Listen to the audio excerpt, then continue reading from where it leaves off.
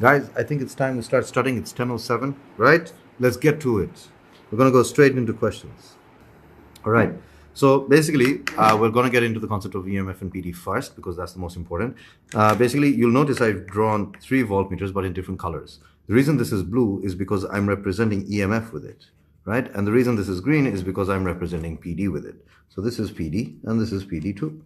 And I'll use another color. I'll use another color to represent an ammeter.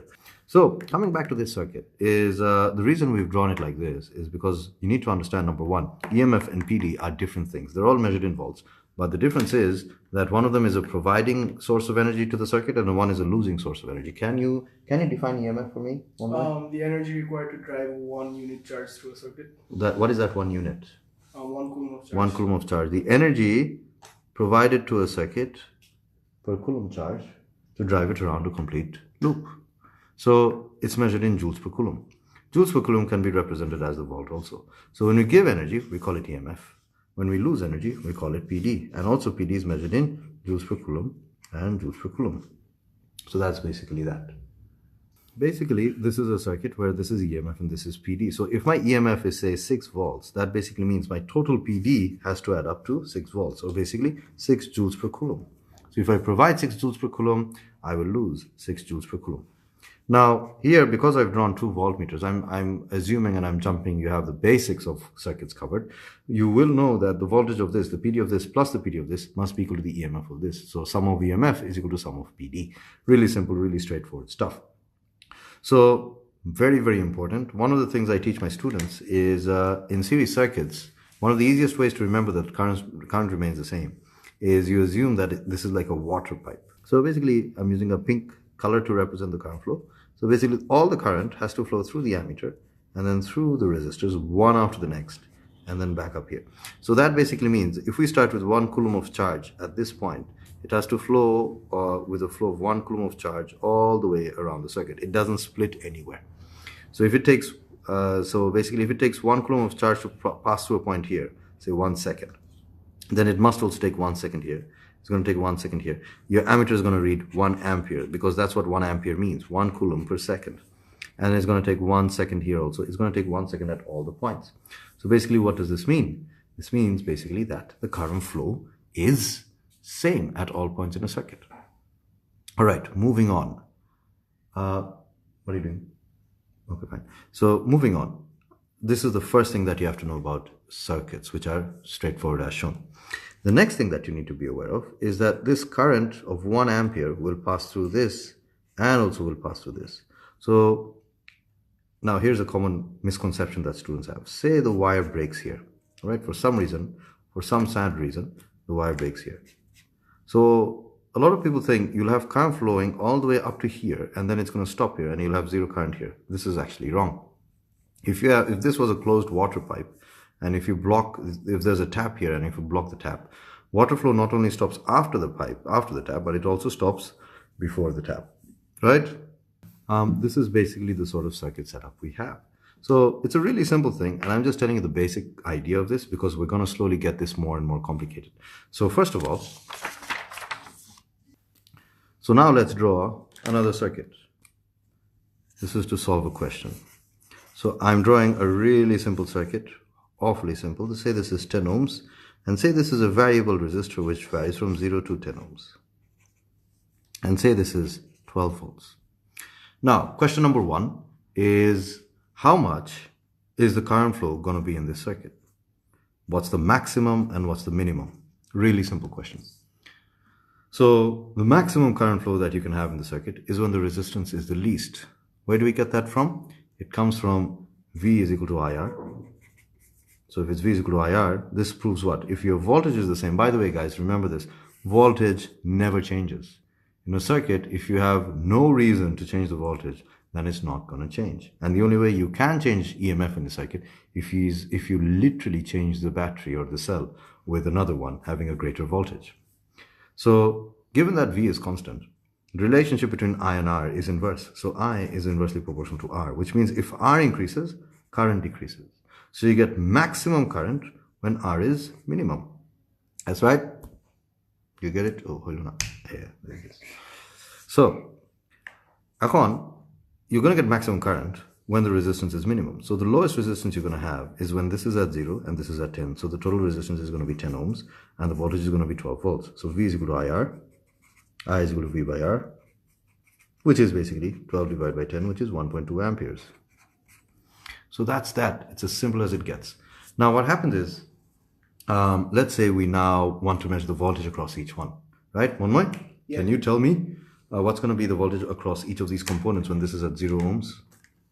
When that's at 0, Yes. the 10 ohm resistor is gonna have 12, all of the voltage drop it. All of the Drop it PD. across it. Basically, this is going to measure 12 volts. And what are we going to get across this voltmeter here? Nothing. Why not? Why not? Tell me why not. Because all No, of I the don't energy is being dropped into the I 10 am ohm not convinced. resistor, I am not and convinced. the potential difference between those 2 points is obviously going to be 0. Why? Because all the energy is used up there. Where did I talk about energy on this page? I didn't talk about anything about energy. Why are you complicating things? Resistance Why? 0, resistance 0. The So? IR. Yes, you're supposed to say V is equal to IR. R is 0 ohms. So basically V will be 0. So the voltage across this is 0 because the resistance is 0. Keep it simple. So if you have 0 here, you must have all the rest of it here, right? So what's going to happen if I start increasing this from 0 to 10 ohms? What's going to happen if I start increasing this value? PD. Yes, basically you're going to start getting a PD across this. So if you start getting a PD across this, what are you going to see? Basically, say this is increased. Slowly we increase this. Yes.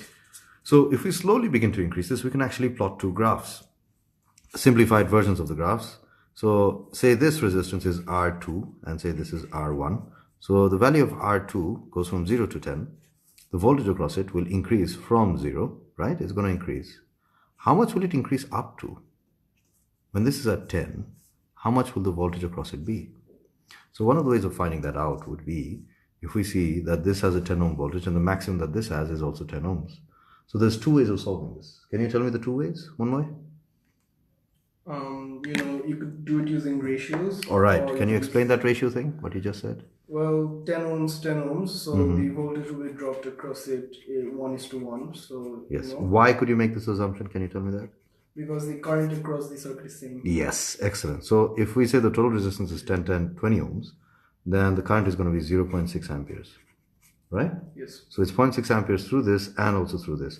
So as V is equal to IR, the current is the same among both of them. So the voltage across each one is proportional to the resistance of each one. So basically you could say that if this is 50% of the resistance, then this is going to have 50% of the voltage across it. If this is another 50, then this is going to have 50% across it. And what is 50% of 12? 6. 6. Excellent. Huh? Oh, are you flexing on that? Like, I got it. Where's my chocolate?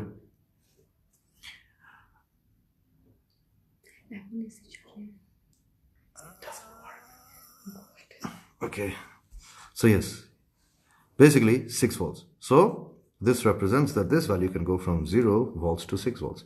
As this goes from 0 to 6, what's going to happen to the voltage across this? What?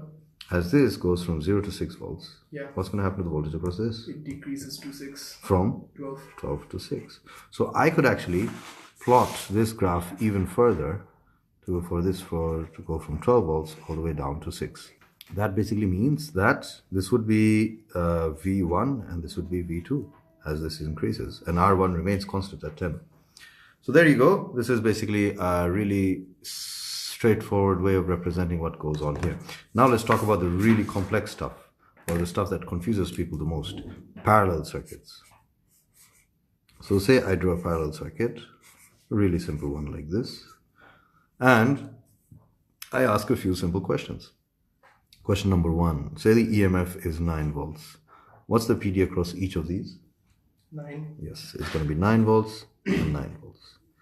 Now, say they're equal resistances, all right? Yes. So if they're equal resistances, say the current here is I.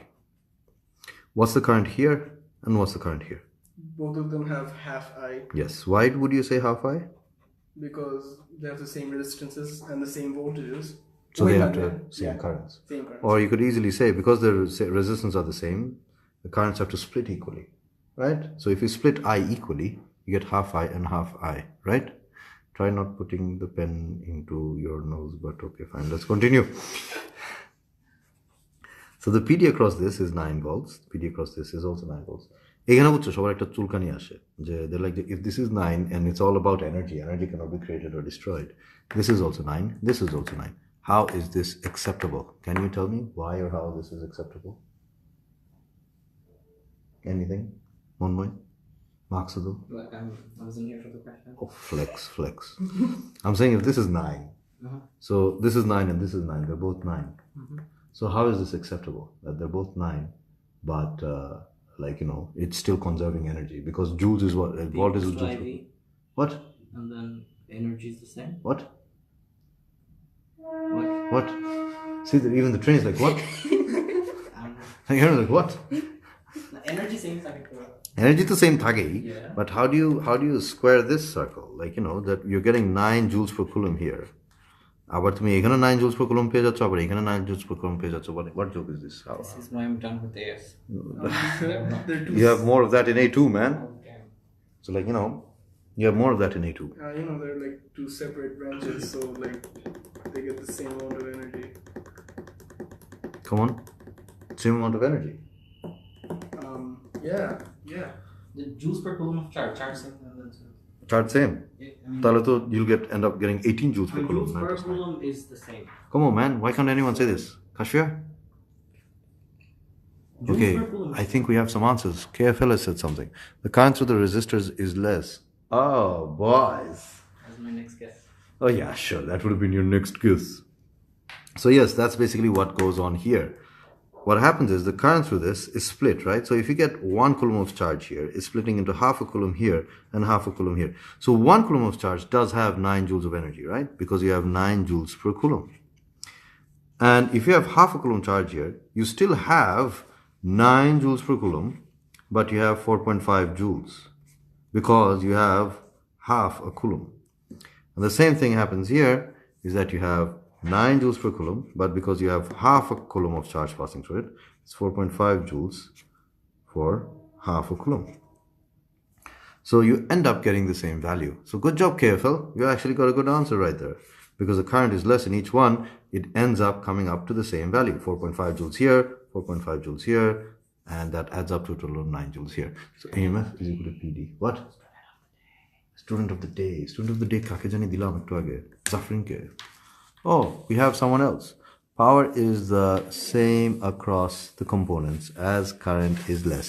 Well, that doesn't explain what we wanted to actually understand. So sorry. All right, moving on. Now let's start turning this into a couple of questions. Monmoy, Yes. say I turn this into a variable resistor, all right? This is at 10 ohms. So if this is 10 ohms, if this varies from 0 to 10 ohms, Yes. what tells you about the current through, I'll draw a couple of points, all right? The current through here, A, current through here, B, current through here, C, current through here, D. As I vary this from 0 to 10, what's going to happen with the current at these different points? Okay, so the current through D is going to be the sum of the currents of each of the branches, and the current of Each of the branches means? The two resistors. Basically B and C. Yeah. So D is going to be the sum of B and C. Yes. All right, fair enough. And A is also going to be the sum of B and C. so you could just say A is equal to D. Yes. Why didn't you say that?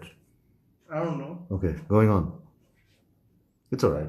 Don't worry. Yeah. So as the resistance is increased in that branch, the current through it is going to be decreased, Excellent. and the current through the other one is going to be increased because Through this one? current takes path of least resistance. Oh no, Monmoy. Yeah.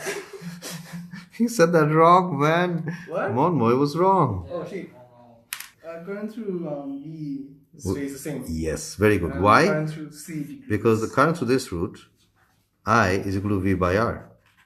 So the V across this remains at 9 volts, and the R across it remains at 10 ohms. So there's no reason for the current to change as this changes. As this resistance changes, it does not affect the current in route B. So the answer is, as this is increased from 0 to 10 ohms, it does not change the current to the separate route because there's a separate voltage across it and a fixed resistance through it. So the current through this route will always be stuck at V by R, 9 divided by 10, which is basically 0.9 amperes. This route, however, as you increase the current from 0 to 10, the current will increase. So yes, if you have 0, theoretically, you would have infinite current through this route. But let's not take that into consideration. Let's say we start from a finite value of, say, 1. So if you start from 1, what's going to happen is, at 1 ohm, the current is going to be I is equal to V by R, where V is going to be 9, R is going to be 1. So that's basically going to be 9 amperes, right? So you have 9 amperes and 0.9 amperes here. So the value here and here will be at 9 plus 0.9, which is 9.9 amperes. There you go. And if this increases, then what's going to happen is, if this resistance increases, basically, what's going to happen is the voltage across this will remain the same at 9 volts, but the current will decrease.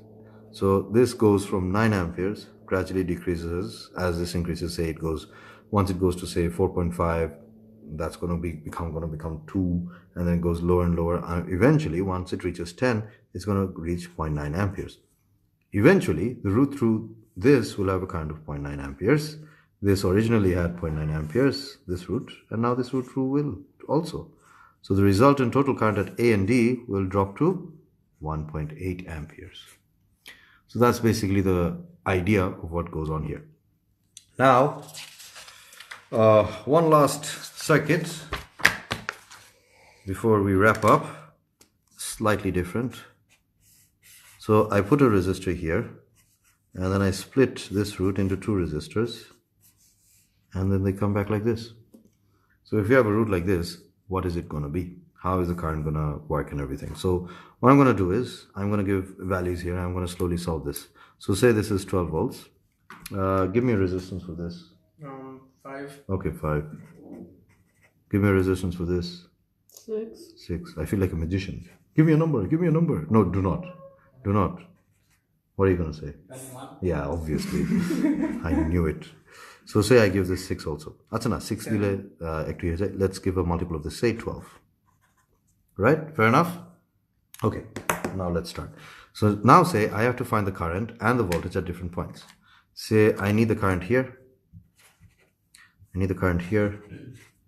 I need the current here. And I need the current here. And I need the voltage across each resistor. So I need V across this, V across this, and the V across this. Right? Fair enough? Take a sec. Let's get to it, darling. So these two will obviously have the same value. Why will they have the same value? Because they're in parallel. So always start with these questions from a big picture into a smaller picture. Move from overall to specific. So when I mean overall, what I mean is find the total current, find the total resistance, and then from there, move into specific parts of the circuit. So step 1 would be finding total current. So how much would finding total resistance. So how much would that be? So it's going to be 5 because it's in series. You just directly add it to everything else in series. So what's in series with it? This parallel setup. So you need to find this parallel setup's current separate, resistance separate to this, then you add the 2. So 5 plus something. What is it going to be? It's going to be 1 by 6 plus 1 by 12 to the power minus 1. So the total resistance of the circuit is going to be 9 ohms, 4 plus 5. And so the total current is going to be how much? 12 volts, I is equal to V by R. 12 volts divided by 9 ohms. And that gives us how much? 1.33. 1.3 amperes. 1.33 dilam, 1.33 amperes. All right. Now we can use this to find separate parts of the circuit's values. For example, if I know the current to be 1.33, and if I know this resistance is 5 ohms, I can find the voltage across this. V is equal to IR. And how much is the voltage across this? 6.65. Excellent. 6.65 volts. So that means this will read 6.65. So how much will these two read? They're going to read the remaining voltage, which is this 6.65 minus from 12. So it's going to be 5.35. 5.35. 5.35 volts. So this is also going to be 5.35 volts. All right. So yes, 5.35, 5.35. Okay, I'm going to try finishing this sum while everyone else around me is running after a cockroach. All right, guys? Could you give your calculator before you run away? Thank you. I'll be using the calculator now. So, so this is 5.35 volts. This is also 5.35 volts. So you need to find the current in each route, right? So there's 2 ways of doing this. Guys, I'm trying to teach. Could you kill the cockroach quietly? So I is equal to V by R, which is going to be 5.35 divided by 6, which is equal to 0.892. And these guys are going crazy. So, the voltage across this is 5.35. So I is equal to V by R, which is 5.35. That's like a salt barrier.